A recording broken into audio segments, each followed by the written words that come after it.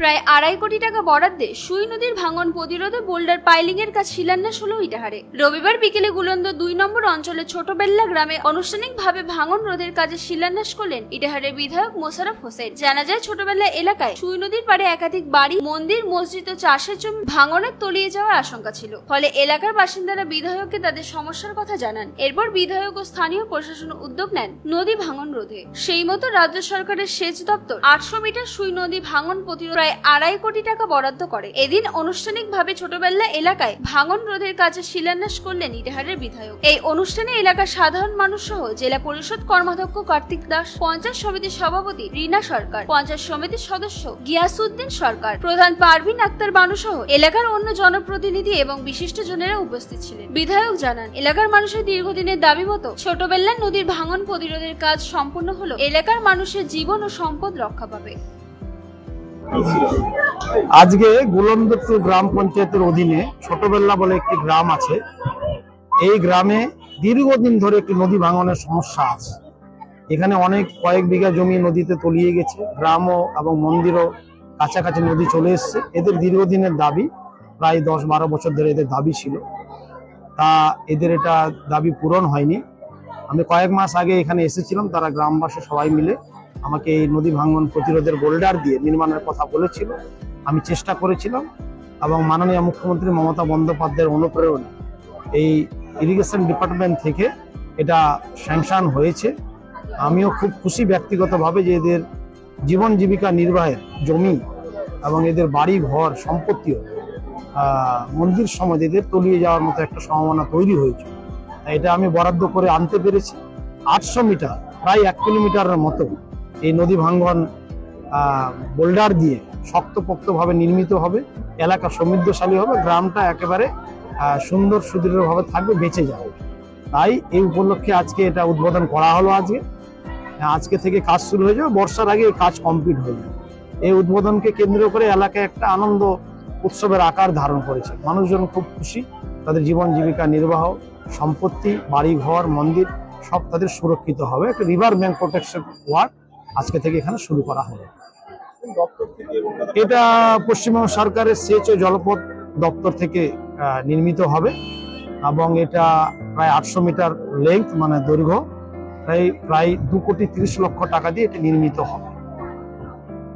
রবিবার মহকুমা পরিষদ হলে অনুষ্ঠিত হলো পশ্চিমবঙ্গ রাজ্য সরকারি কর্মচারী ফেডারেশনের প্রথম সম্মেলন। উপস্থিত ছিলেন শিলিগুড়ির মেয়র গৌতম দেব, তৃণমূলের জেলা সভানেত্রী পাপিয়া ঘোষ, শ্রমিক নেতা অলোক চক্রবর্তী, মহকুমা পরিষদের সভাধিপতি অরুণ ঘোষ সহ সংগঠনের নেতৃত্বরা।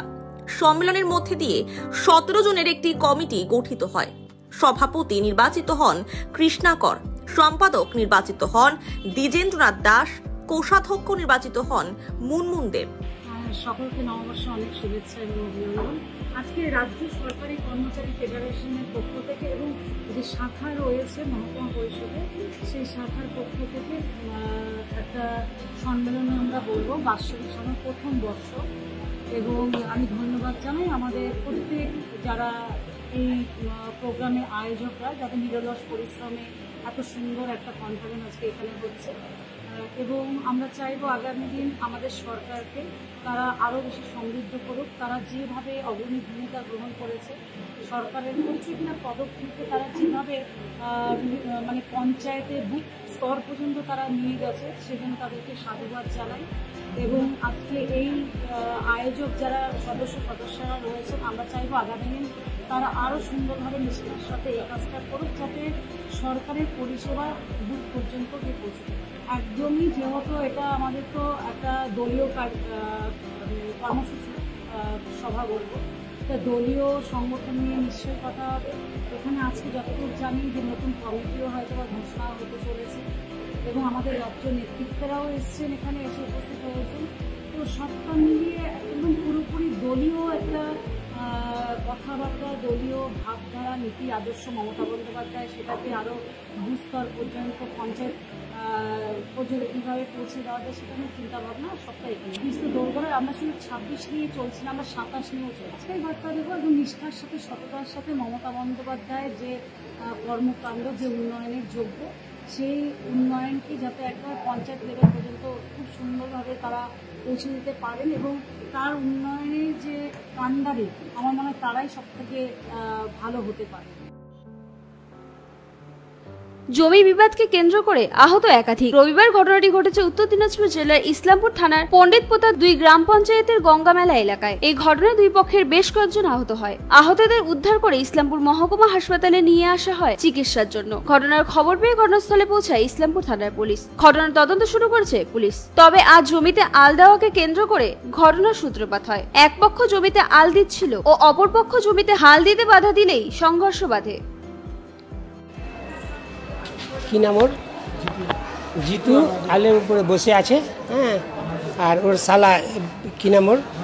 রাজু, হ্যাঁ, আল বাঁধতেছে। হ্যাঁ, তাহলে আমার ভাইটা আমাকে খবর দিল, কাকাতো ভাইটা, যে আপনার জমিতে আল বাঁধতেছে। আমার জমিতে আল বাঁধতেছে, তাহলে আমার বাড়িতে কালকে বিয়ে আছে স্যার। হ্যাঁ, তাহলে আমি একাই যাচ্ছিলাম, হ্যাঁ, এমনি যে ওকে বলবো কেন আল বাঁধছিস, আমি অমিন নিয়ে আসবো, তারপরে কী হবে ওইটা হবে। হ্যাঁ, তারপর আমি ওই ছেলেটা মোটরসাইকেল নিয়ে আসলো। হ্যাঁ, আমি গেলাম, জিতুকে বললাম যে কাকা এইটা কালকে বলে শুনছি আমি অমিন নিয়ে আসছেন আপনারা, তাহলে আমরা আসি না, আমি বাড়িতে ছিলাম না, তাহলে আমি অমিন নিয়ে আসবো। ওই দিনকে এইদিকে পিলারটা ছিল, আজকে এইদিকে চলে আসছে, হ্যাঁ, আমার ভুট্টা খেতে, তাহলে পিলারটা আছে ঠিক আছে। আপনার জমিতেই কি আজকে আল বাঁধছিল? হ্যাঁ হ্যাঁ হ্যাঁ, আল বাঁধছিল আমার জমিতে, আমি বললাম যে বানিস না। হ্যাঁ, এটা বললাম যে ওরা বলছে নাকি আপনাদেরকে 15 দিন ধরে ডাকছে। না স্যার, কালকে আমার বাড়িতে 2টা বিয়ে আছে। আমার বাড়িতে বিয়ে আছে স্যার, আমি ওকে বলেছি, হ্যাঁ, যে কালকে সোমবার, কালকে বিয়ে আছে, হ্যাঁ, আমি 2-4 দিন পরে করেন, এইটা বলছি আমি। হ্যাঁ, কালকে হঠাৎ আমাকে ফোন করছে যে অমিন আসছে, আসেন। আমি বললাম যে আজকে আমি যেতে পারবো না। আর যখন আমার বাড়িতে তারপরে কিছু আছে ওর বাড়ির পাশে আমাদের জমি, হ্যাঁ, ওরা হঠাৎ করে ফোন করে দিয়েছে। হ্যাঁ, তাহলে ওই আমাদের যেটা অভিযোগ করছে কি আজকে ওই পুরা গ্রামবাসী স্যার, ওর বাড়ির পাশেই জমিটা, হ্যাঁ, গ্রামবাসী ফোন করে দিয়েছে, লাঠি বঙ্কা তেওয়াল হসুয়া বেলচা, হ্যাঁ, নিয়ে, হ্যাঁ, আমাদের উপরে হামলা করেছে। আবার পেস্তল টেস্তল কি আছে না আছে, হ্যাঁ, ওটাও নিয়ে চলে আসছে। আপনাদের কতজন আহত হয়েছে? হ্যাঁ, আমাদের মোটামুটি কয়জন? 5জন না 6জন হয়েছে। ঘটনাটা কোথায় হয়েছিল? ঘটনাটা ওই জমির পাশে, কোন জায়গাটা? এলাকাটার নাম দাড়িভিড়। দাড়িভিড় পন্ডিত 2-তে মানে একটা মাঠ আছে, স্কুল আছে, এমডি জাহিদ। আজকে কি হয়েছিল, আমরা জমিন বাগান থেকে কিনে নিয়েছিলাম, আমাদের বাপদাদাকালের জমিন ছিল, তো আমরা ওখান থেকে ফেরত নিয়েছি। আমার নামে ওখানে জমি 2 বিঘা রেকর্ড হয়েছে, রেজিস্ট্রি হয়েছে, এলার তেলার সব হয়ে গেছে আমার নামে। তো আমরা আমার জমি বের করতে গিয়েছিলাম, তো ওখানে কালকে অমিন নিয়ে আসলাম, ওদের পার্টিকেও বললাম কে তোমরা অমিন নিয়ে আসো তোমাদের, আর আমরা আমার অমিন নিয়ে আসবো। ওখানে জমিন মাপে লিগ্যাল আমরা যেটা পাবো সেটা আমাকে ছেড়ে দাও, আর যেটা তোমরা পাবা তোমরা নিয়ে নাও, আমাদেরকে কোনো সমস্যা নেই, আমার তোমাদের জমিগুলো বেশি চাই না।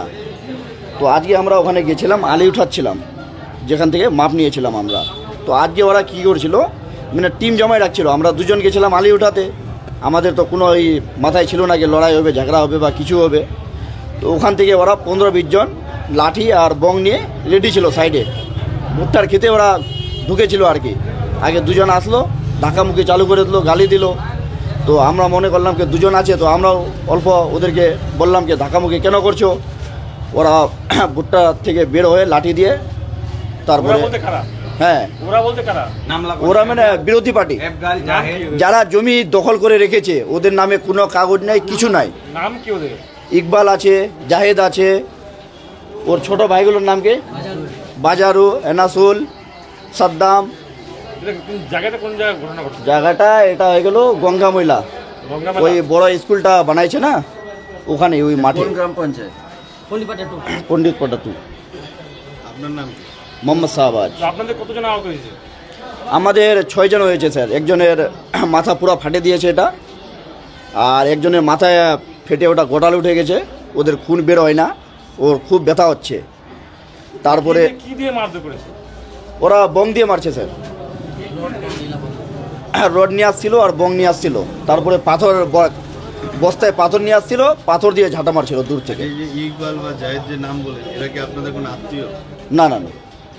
তো আপনি বললেন যে জমিটা আপনার মানে বাপ ঠাকুরদার জমি আর তো সেই জমিটা মানে মনে হচ্ছে যে একটা বড় একটা এলাকা আছে, ওখান থেকে আপনি 2 বিঘা জমি পেয়েছেন। হ্যাঁ হ্যাঁ। তো সেই জন্য মনে হচ্ছে যে আপনাদের নিজেদের মধ্যেই। না না, নিজেদের মধ্যে নয়। ওই জমিটা কি হয়েছিল, কিনে নিয়েছে, আমি রেকর্ড করেছি। আমরা খাচ্ছি করে জমিটা, মেলা দিন ধরে খাচ্ছি। তো আমার দোষীটা কি হচ্ছে, 2-3 হাত দক্ষিণ দিকে যাচ্ছে। তো আমরা দোষী যেখান থেকে পাবো সেই জমিটা তো বের করবো না আমরা, যেটা লিগ্যাল পাবো আমরা। যে মাপামাপি হয়েছে তখন ওরা ছিল না। ওরাকে আমরা 15 দিন থেকে বলছি যে তোমরা আসো এখানে, জমিটা নাপতে হবে। মানে ডেলি বানাই, আজকে আমার এটা কাজ, আজকে আমার ওটা কাজ, আজকে আমার ওটা, কিন্তু কাগজপত্র ওদের নামে কিছু নাই, তার জন্য ওরা বসতে চায় না। আমরা এটাও বলি যে যেটা বর্তমানে যেটা জমির আল ছিল, হ্যাঁ আপনি মাপার পরে দেখলেন যে আরো 2 হাত ওইদিকে যাচ্ছে, সেইভাবে আপনি পিলারটা গেড়ে দিয়ে নতুন করে আল দিচ্ছেন। হ্যাঁ হ্যাঁ, এটা নিয়ে হচ্ছে গন্ডগোল। ওটাই নিয়ে হচ্ছে গন্ডগোল, আল নিয়ে সমস্যা। হ্যাঁ, ওটাই নিয়ে সমস্যা। ওদেরকে ডাকছিলাম, ওরা আসেনি। আর আজকে ওরা বং লাঠি নিয়ে ভুট্টায় লুকিয়েছিল, 2 জন আগে আসলো কার্য করে, তারপরে সবাই আসে লাঠি নিয়ে মারধর চালু করে দিচ্ছে। পুলিশ আসলো স্যার একটু পরে, 1-1.5 ঘন্টা পরে আসলো। আপনার নাম? মোহাম্মদ শাহবাজ। উত্তরবঙ্গ তথা দক্ষিণ দিনাজপুর জেলার জাগ্রত ও অন্যতম বৃহৎ বল্লা রক্ষা কালী মায়ের অবয়ব মুখমণ্ডল বসানো হলো। রবিবার দুপুরে একটি অনুষ্ঠানের মধ্য দিয়ে বল্লা রক্ষা কালী মায়ের মন্দিরে মায়ের রূপার মুখমণ্ডল বসানো হয়। এতদিন পর্যন্ত বার্ষিক পুজোতে মায়ের মূর্তি প্রতিষ্ঠিত করা হতো মন্দিরে। পুজো 4 দিন মায়ের মূর্তি মন্দিরে থাকতো, তারপর প্রতিমা বিসর্জন করা হতো। তারপর থেকে মায়ের স্থানের শিলামণ্ডলে পুজো হতো বল্লা মায়ের। এদিন মায়ের অবয়ব মূর্তি প্রতিষ্ঠাকালে উপস্থিত ছিলেন দূর দূরান্ত থেকে হাজার ভক্তরা। এদিনের অনুষ্ঠানে উপস্থিত ছিলেন মন্দির কর্তৃপক্ষ থেকে বিশিষ্টজনেরা। এদিন রাতে সাংস্কৃতিক অনুষ্ঠান অনুষ্ঠিত হবে মন্দির চত্বরে। এদিন পুজো দিতে মন্দিরে যান দক্ষিণ দিনাজপুর জেলার বিভিন্ন প্রান্তের সাধারণ মানুষ ও অন্যান্য বিশিষ্টজনেরা। আজকে তোমার হচ্ছে এই বল্লা মন্দিরে আজকে কি অনুষ্ঠান? আজকে প্রথমে জয় মা, আমার মা সবার মা, জয় জয় মা। তো আজকে যেটা হলো সেটা হচ্ছে আমাদের এখানকার পুণ্যার্থী এবং গ্রামবাসী ভক্তবৃন্দ সকলের একটা ইচ্ছা ছিল যে বছরে আমরা 4 দিন মায়ের রূপ দেখতে পাই।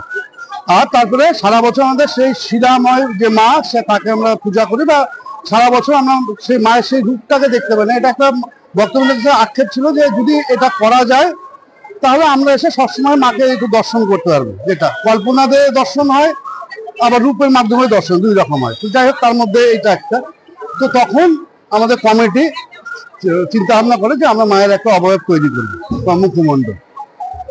তো সেই চিন্তা ভাবনা থেকে আজকে সেই অবয়ব তৈরি হয়েছে, তারই আজকে প্রতিস্থাপন। মা তো প্রতিষ্ঠিত আমাদের এখানটায়, ষোড়শ প্রচারে পূজা করা।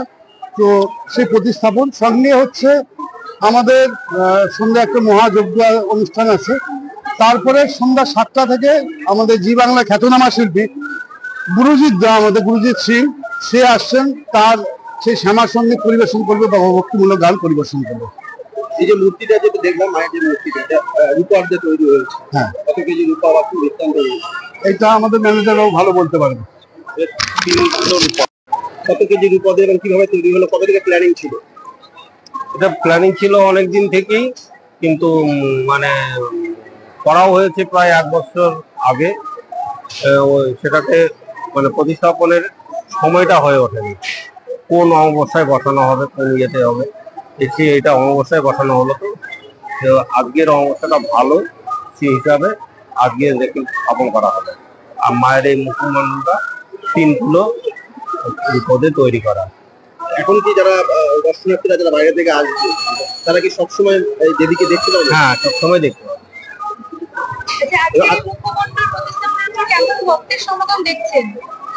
তো মোটামুটি ভালোই দেখছি, আরো হবে। এখন তো সময় কিছুই হয়নি, পুজোই শুরু হয়নি। আজকে কি কোনো বিশেষ ভোগের ব্যবস্থা?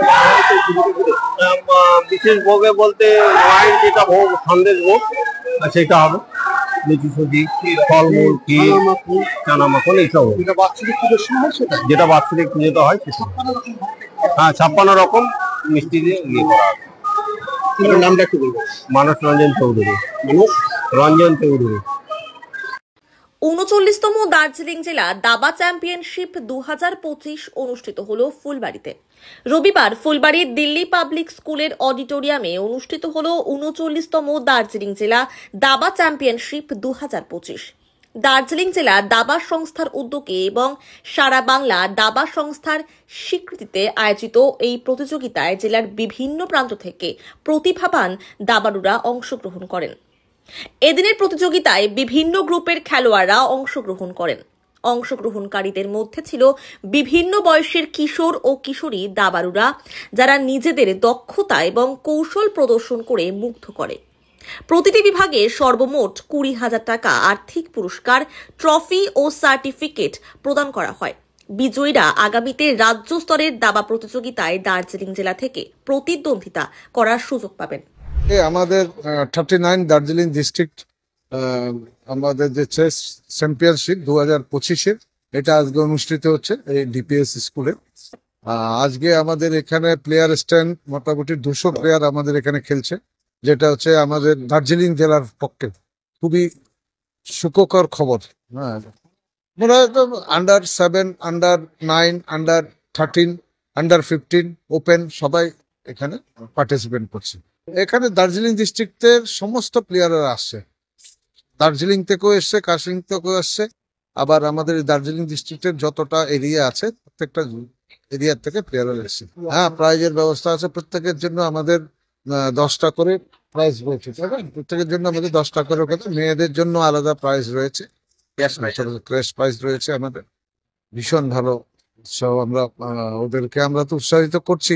এবং এটা এই যে 200 প্লেয়ার খেলছে, এটা আমাদের দার্জিলিং জেলার পক্ষে এটা আমার মনে হয় ওয়েস্ট বেঙ্গলের মধ্যে আমরা সম্ভবত ওয়ান অফ দ্য হাইয়েস্ট। আমি বাবলু তালুকদার, আমি দার্জিলিং ডিস্ট্রিক্ট চেস অ্যাসোসিয়েশনের সেক্রেটারি।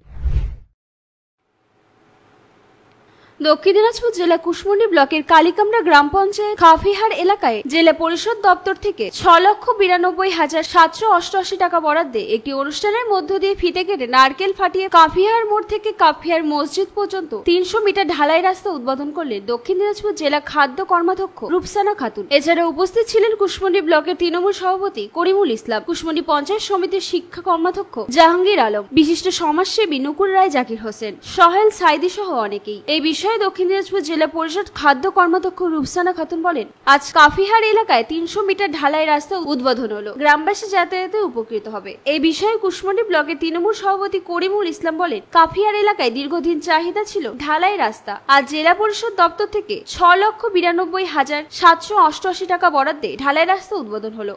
একটা ছোট্ট রাস্তা আমরা ধরেছি, এখানে ছিল 5,54,298 টাকা মোট হচ্ছে অর্থ।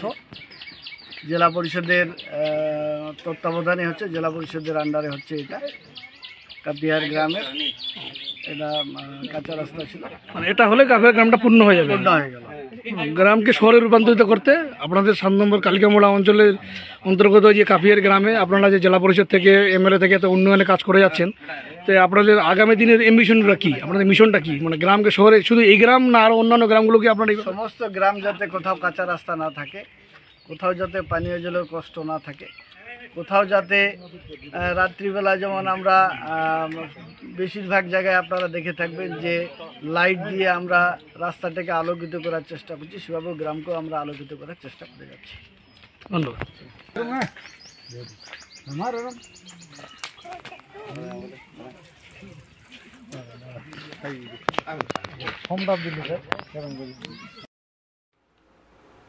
উত্তর দিনাজপুর জেলার করণদিঘি ব্লকের বোতলবাড়ি রসাগোয়া রাজ্য সড়কে বেশ কিছুদিন ধরে বড় গাড়ি ভারী ট্রাক চলাচলের জন্য নিষেধাজ্ঞা জারি করেছে প্রশাসন। এমনটাই অভিযোগ লরি চালকদের। লরি চালকরা জানিয়েছেন, প্রায় 10 দিন ধরে ভারী গাড়ি ও লরি নিয়ে এসে বিপদের মুখে পড়তে হচ্ছে। প্রশাসনের আধিকারিকরা গাড়িগুলিকে দাঁড় করিয়ে রাখছে, এতে আর্থিক ক্ষতির পাশাপাশি লরি চালকদের অসুবিধা হচ্ছে। প্রশাসনের কাছে গাড়ি চালকরা দাবি করছেন, বিষয়টি খতিয়ে দেখে উপযুক্ত ব্যবস্থা গ্রহণ করলে অনেকটা সুবিধা হবে। কি বলছেন লরি চালকরা শুনবো। আমাদের রাস্তার মাল নিয়ে যাচ্ছিলাম, হ্যাঁ, তো এনাদের লোকাল গাড়িগুলো সব দাঁড়িয়ে আছে, হ্যাঁ, তো চললে তো সব চলবে। ওই জন্য ওদের কথা হলো কি আমাদের লোকাল গাড়ি চলবে না, আর বাইরে থেকে সব গাড়ি চলবে, ওটা কি হতে পারে? লোকাল সব লোকাল গাড়িও বন্ধ করা আছে। আপনার গাড়ি? আমার গাড়ি পাথর আছে। কোথায় যাবে? যাবে সোনামতি যাবে। তা আপনাকে পারমিশন মানে ওই যে পিডব্লিউডি একটা আমাদের দিয়েছে, পাসিং দিয়েছে। এখন কে দিয়েছে আমরা তো ড্রাইভার সঠিক আমাদের জানকারি নাই, কিন্তু পার্টিগুলো বলছে কি না আমরা পাসিং করিয়েছি। কত টন ওজন আছে গাড়িতে? কতটা মাল আছে? কয় টন মাল আছে? পাসিং মাল কত? 49 টন।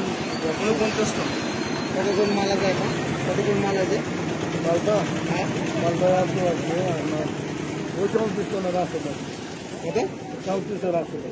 34-এর আশেপাশে 50 টনের পাসিং গাড়িতে। হ্যাঁ, 49। এই রোডে হেভি ভেহিকেল তারা কেন এসছেন? আমরা তো ওই যে কাগজ একটা দিয়েছে, আপনাদেরকে ঢুকতে দিল কি? আপনাকে ঢুকতে দিল, ওখানে পুলিশওয়ালা ঢুকতে দিল। স্যার ওনারা তো বলছে হেভি ব্লক। আমাদের সঠিক জানকারি। কি নাম বললে? রিয়ন আলী। কি আছে আপনাদের? আমরা এই লাইনে ড্রাইভারি করি, আমরা লোকাল ড্রাইভার। আমরা এই লাইনে তোমার এর থেকে এই জায়গার নাম কি ধনতলা থেকে এদিকে লাইনে মোটামুটি 200-300 গাড়ি আছে। ছোট গাড়ি, বড় গাড়ি, তোমার ছোট চাকা, 16 চাকা সব মিলিয়ে 300 গাড়ি আছে। এগুলো গাড়ি বলতে যে মেন রোডে মানে চলবে, এদিকে চলবে না গাড়ি। আমাদেরকে চলতে দিবে না, আমাদের গাড়ি লোকালে ঢুকতে পারবো না আমরা। বাইরের গাড়ি এই রাস্তাতে চলবে। কেন চলবে এই রাস্তাতে? ডিএম বাবু বলে বলছে এই রাস্তাতে গাড়ি চলবে না। আর এখন এইগুলো গাড়ি চলতেছে, ওই জন্য আমরা পথ অবরোধ করেছি। আমরা যদি আমাদেরকে ঢুকতে না দেয়, আমাদের গাড়ি যদি রোডের উপর খালি করাই মেন রোডে, তো এইগুলো গাড়ি কেন চলতেছে? ওই জন্য আমরা এগুলো গাড়ি আটকাইছে আছে, যে এগুলো কিছু সরকার যেন সমাধান করে দেবো। গাড়ি কত চাকার গাড়ি আছে? এগুলো সব 12 চাকা, 14 চাকা, 16 চাকা সব বিশাল আছে। রাস্তা তো আমাদেরকে বলা হয়েছে যে বড় গাড়ি চলবে না, 6 চাকার উপরে কোনো গাড়ি চলবে না, 6 চাকা ঢুকতে দেয় না। আমাদের দাবি রয়েছে এখন এটাই যে আমাদেরকে ঢুকতে দেওয়া হোক, প্লাস আমাদের যেগুলো গাড়ি আছে আমাদের এদিকে এইদেরকে ঢুকতে দেওয়া হোক। আর আমাদেরকে ঢুকতে না দিলে এগুলো গাড়ি কারেন্ট ঢুকতে হবে। নমস্কার, জয়েন স্যার। আমরা আমাদের উত্তর দিনাজপুর ডিস্ট্রিক্ট বেঙ্গল টু বেঙ্গল রাস্তাটা ব্লক করেছেন উপর বিডিও স্যার না স্যাররা। তো আমাদের যে এখানকার লোকাল গাড়ি আছে, লোকাল গাড়িগুলো আমরা চলতে পারছি না, ওই জন্য আমরা পথ অবরোধ করেছি। বাইরের কিছু গাড়ি আসছে, যেগুলো পিডব্লিউডির গাড়ি বা মদের গাড়ি, বিভিন্ন গাড়ি আসছে না, ওগুলো বলছে সরকারের আন্ডারে ওগুলো গাড়ি চলবে। তো আমি এসপির কাছে গেছিলাম, এসপি স্যার বলেছেন হেভি ভেহিকেলস বন্ধ। স্যার এই গাড়িগুলো কি হেভি ভেহিকেলস না? 16 চাকা, 18 চাকা, 12 চাকা এই গাড়িগুলো হেভি ভেহিকেলসের আন্ডারে। যদি স্যার হেভি ভেহিকেলসের আন্ডারে হয় তাহলে দমনা ওনারা গাড়ি খালি করবে, ছোট গাড়িতে নিয়ে যাবে। যদি ওদের গাড়ি চলে তাহলে আমাদেরও গাড়ি চলবে, যদি ওদের গাড়ি না চলে আমাদেরও চলবে না। স্যার ব্লক করা 10 দিন হয়ে গেছে। গাড়ি চলছে না আপনাদের? না স্যার, তা আপনাদের গাড়িগুলো কোনো গাড়ি চলছে না। তা আপনাদের গাড়ির দাবিটা? আমরা যতদিন না আমাদের গাড়ি চলবে আমরা কোনো গাড়ি চলতে দেবো না, এই জন্য পথ অবরোধ করেছি স্যার। 110 দিন হয়ে গেছে স্যার। এখনো কোনো প্রশাসন কোনো সিদ্ধান্ত নেননি। তাই আমরা যতক্ষণ না আমাদের গাড়ি চলবে আমরা বাইরের গাড়ি চলতে দেবো না। হেভি ভেহিকেল সবার চলে তাহলে আমাদেরও চলবে। ওইটা যাবে আপনাদের রাস্তায়? আমাদের পাশে ডিএম স্যার বলেছেন নাকি? কি বলেছেন? উনি নাকি বলেছেন হেভি ভেহিকেল বন্ধ। হ্যাঁ বসে আছে, 10 দিন ধরে আমাদের গাড়ি ঘোড়া সব বন্ধ আছে স্যার। আমার নাম তুফাজুল ইসলাম, উত্তর দিনাজপুর ড্রাইভার সংগঠনের প্রেসিডেন্ট আমি। কোথায় পথ অবরোধ করেছেন এটা? এটা গোপলা মোড়, ঝুপড়িকালি বলে একটা ট্রাফিক পয়েন্ট আছে আমাদের, রসকা ফাঁড়ি, সেই জায়গায়। বিপুল পরিমাণ বিদেশি টাকা সহ এক ব্যবসায়ীকে গ্রেফতার করল কেন্দ্রীয় রাজস্ব গোয়েন্দা দফতর বা ডিআরআই। ধৃত ব্যবসায়ীর নাম শ্যামবাবু প্রসাদ, মাটিগাড়ার টুম্বাজোতের বাসিন্দা তিনি। বহুদিন ধরেই মানি এক্সচেঞ্জের ব্যবসা করেন, লাইসেন্সও রয়েছে। কিন্তু অভিযোগ তার কাছে হিসাব বহির্ভূত প্রচুর বিদেশি টাকা ও ভারতীয় টাকা ছিল। শনিবার সকালে মাটিগাড়ায় তার বাড়ি ও শিলিগুড়িতে দুটি অফিসে অভিযান চালায় ডিআরআই। ভারতীয় ও বিদেশি টাকা মিলিয়ে প্রায় 1,14,00,000 টাকা উদ্ধার করেন আধিকারিকেরা। বাড়ি থেকে হিসাব বহির্ভূত ভারতীয় মুদ্রায় প্রায় 22 লক্ষ টাকা ও এছাড়াও একটি অফিস থেকে প্রায় 51 লক্ষ টাকা পাওয়া গিয়েছে। এছাড়াও ভারতীয় টাকাও উদ্ধার হয়েছে। Malaysia, Canada, Hong Kong, Australia, UK, Bangladesh, Saudi Arab, France সহ বিভিন্ন দেশের বিদেশি টাকা উদ্ধার করেছে ডিআরআই। রবিবার ব্যবসায়ীকে শিলিগুড়ি আদালতে তোলা হয়। আমি রতন বণিক, কেন্দ্রীয় রাজস্ব গোয়েন্দা দপ্তরের আইনজীবী। আজকে শিলিগুড়ি এসিজেএম আদালতে শ্যামবাবু প্রসাদ এই নামে এক ব্যক্তিকে প্রোডাকশন করেছে। এই শ্যামবাবু প্রসাদের বাড়ি হলো তিরঙ্গা মোড়, তুম্বাজোত, মাটিগাড়াতে। আর এই শ্যামবাবু প্রসাদ ওই মানি এক্সচেঞ্জের বিজনেস করে, এর লাইসেন্স আছে। মানি এক্সচেঞ্জের করার, ডলার যে এক্সচেঞ্জ করে তার লাইসেন্স আছে।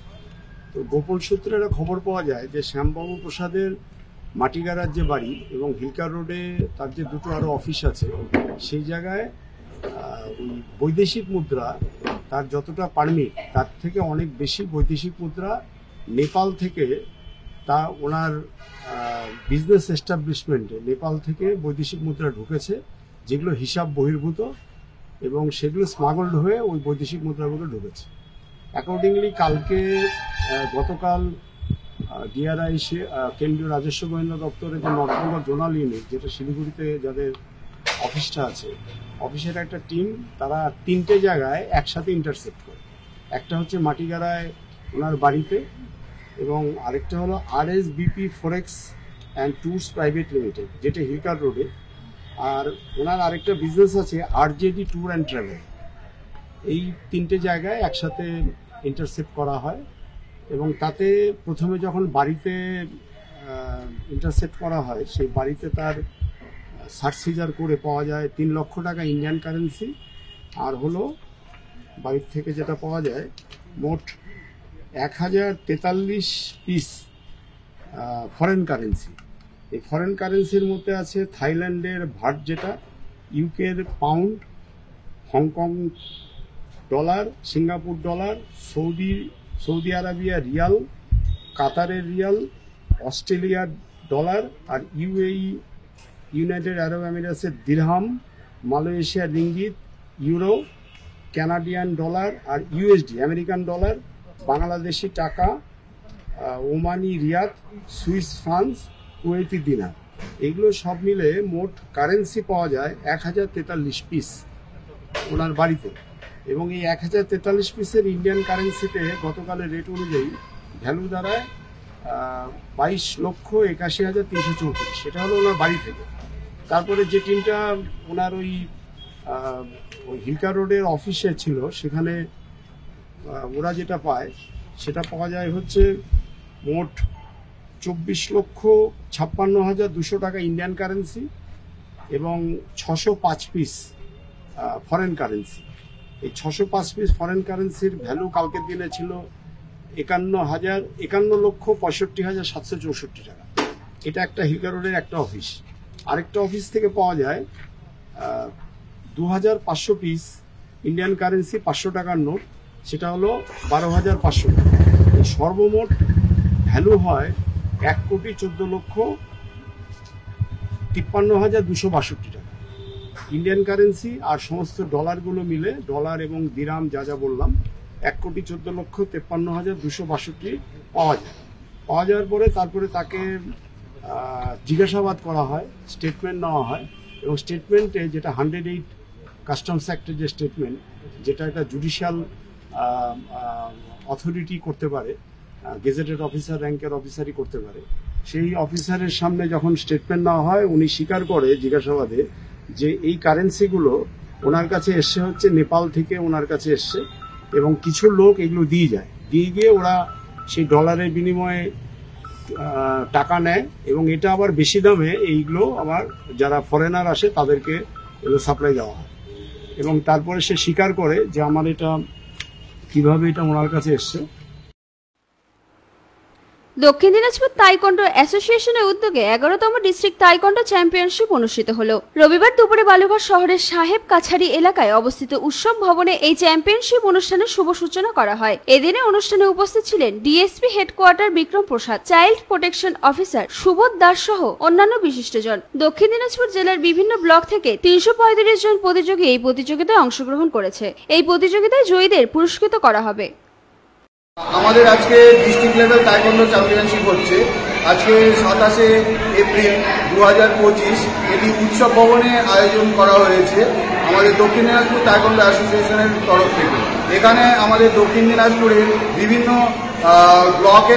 ব্লক থেকে সব ব্লক থেকেই পার্টিসিপেট করেছে। এখানে মোট আমাদের 235 জন পার্টিসিপেন্ট এই খেলাতে অংশগ্রহণ করছে। এটা শুধু আমাদের জেলারই খেলা? হ্যাঁ, আমাদের দক্ষিণ দিনাজপুর ডিস্ট্রিক্টের খেলা। আপনার নাম আর ডেজিগনেশন? আমার নাম দিবাকর মণ্ডল, আমি দক্ষিণ দিনাজপুর তাইকোন্ডো অ্যাসোসিয়েশনের সম্পাদক। অবশেষে জেলা শাসকের মধ্যস্থতায় কাটল জট। জমিদাতা কৃষকদের জমিতে রবিবার থেকেই মালদার ভূতনিতে শুরু হচ্ছে গঙ্গা নদীর রিং বাঁধার দেওয়ার কাজ। মালদার মানিকচক ভূতনির জমিদাতা কৃষকদের নিয়ে প্রশাসনিক বৈঠক করার পর এমনটাই জানালেন মালদার জেলা শাসক নিতিন সিংহানিয়া। জানা গেছে, ভূতনিতে রাজ্য সরকারের উদ্যোগে শুরু হয়েছে গঙ্গা নদীর রিং বাঁধ দেওয়ার কাজ।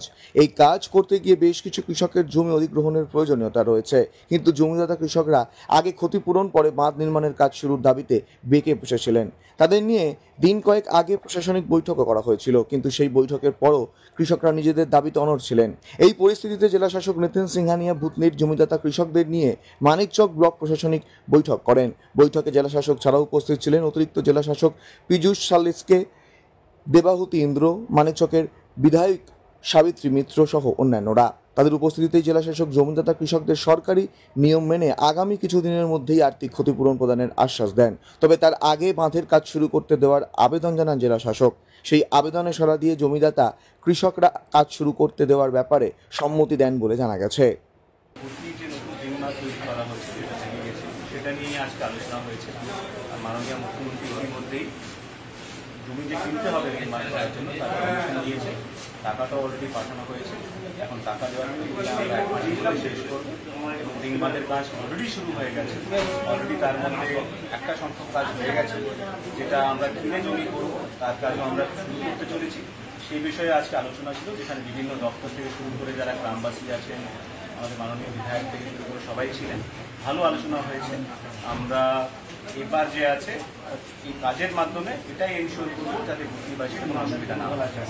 চিফ সেক্রেটারি পর্যন্ত আমরা বলেছি এবং খবর গেছে, এবং মাননীয় মুখ্যমন্ত্রী মানে এমার্জেন্সি ভাবে উনি ক্যাবিনেট করে অনলি ফর 2টো এজেন্ডা রেখেছেন। ভূতনির 2টো, মানিকচকের 2টো এজেন্ডা, ভূতনির এজেন্ডা রেখে উনি ক্যাবিনেট করে আমাদের মানে যারা উদ্বাস জমি যারা দিচ্ছে এই সমস্ত জমি আমরা অ্যাকোয়ার করে নিচ্ছি, সেটা 15 একর জমি, সেটা উনি স্যাংশন দিয়ে দিয়েছেন, টাকাও দিয়েছেন। সেটা আজকে আমরা জানিয়ে দিলাম এবং কাজ আমাদের শুরু হয়ে যাবে কাল থেকে, সমস্যা কিছু নেই। তো আমরা জেলা সমাহর্তা ছিলেন ডিএম সাহেব, আমরা সকলে মিলে আজকে মিটিংটা করলাম এবং আমি একটা এগ্রিমেন্ট করলাম যে না, টাকা দিবই, কাজ হবে, সেটা আমরা করতে পারলাম।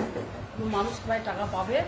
এখন জমির কে কার কতটা জমি নিচ্ছে, কার কতটা জমি পড়ছে, কে কত টাকা পাবে, সেগুলো চলছে, ইনভেস্টিগেশন চলছে দুদিক থেকে, তোমার দিক থেকেও আমার দিক থেকে। চাষিরা কি কিছু জানিয়েছেন? চাষিদের কাছে জানিয়ে দিচ্ছি, এবার চাষিরা ছিলেন। কতজন চাষি এই জমি পড়ছে? এইটাতে জানি না কতজন চাষি পড়ছে, তবে মনে হয় 86 জনের মতো হবে। 86 জন জমি, মানে 15 একর জমি আমরা, মানে 15 একর 15 বিঘা একর জমি আমাদের লাগছে। এই যে টাকা হাতে না পাওয়ার পরও কি কাজে সম্মতি দিয়েছে তারা? আমি তো সেদিনটা আগামী মিটিংয়ে তো আপনারা ছিলেন কিনা আমি জানি না। আমি সেদিনটা তো আমি নিজে দায়িত্ব নিয়েছিলাম, যদি সরকার থেকে টাকা দেরি হয় তো আমি টাকা জিম্মা নিচ্ছি, তখন থেকে কাজ তো হচ্ছে। আজকে তো আরো বেশি ভালো করে ইলাবোরেটলি ঘোষণা করে দিলাম সত্যি কথাটা। ডিএম সাহেব চিঠি দেখিয়ে বলেও দিলেন টাকা ইরিগেশনে ঢুকেও গেছে। এখন এডিএম এলআর এবং এডিএম আর যারা আধিকারিক আছে বিএলআর, এরা ইনকোয়ারি করে কার কতটা জমি পড়েছে, কতটা পয়সা যাবে, কার কে কতটা টাকা পাবে, সেগুলো শুরু হয়ে গেল। তাহলে একদিকে কাজ হবে, একদিকে টাকা দিতে থাকবে। আমাদের আজকে আলোচনা হয়েছে, যেহেতু 2-3 দিন আগে ক্যাবিনেট থেকে স্পেশাল বৈঠক হয়ে তার মাধ্যমে আমাদের জমির টাকা ছিল ওটা ফেরত হয়েছে। কি বললেন, জমির টাকা কি দেবে আগে? হ্যাঁ, ডিএম সাহেব তো সম্পূর্ণ হারে যেটা। আপনারা কি দাবি রেখেছেন? আমরা দাবি রেখেছি কি জমির টাকা যেন আমরা এবার মানে পেয়ে যাই, মানে জমির টাকা পাবেন মতো, মানে চাল বাহানা যেন না হয়, এটা আমরা যেন পেয়ে যাই, এটাই আমরা আশা করি। কাজের করার অনুমতি দিলেন আপনারা যে আপনাদের জমির উপরে কাজ হবে? হ্যাঁ, যখন মুখ্যমন্ত্রী স্বয়ং আমাদের টাকা পাঠিয়েছে তাহলে আমরা কাজ হতে দিব। তবে কিছু কিছু এখনো অনেকটাই জমিপালা আছে, বাড়িতে আছে ওরা। কাজ কি আপনারা বন্ধ করে দিয়েছিলেন আপনাদের জমির উপর দিয়ে সেই কাজ? হ্যাঁ, সবাই যতটা ছিল সবাই বলেই বন্ধ করেছিল। আমি একাই তো করিনি, বা আমার একাই। শুধু কি দাবি ছিল বন্ধ করার জন্য? আমাদের জমির টাকা পাইনি। এখন কি বললো? টাকা কি দেবে? কবে দেবে? কিরকম কিছু বললো? এখন মানে যত সম্ভব তাড়াতাড়ি টাকা দেওয়ার ব্যবস্থা হয়ে গেছে। দেবে। আপনার নাম? বীরবল মাহাতো।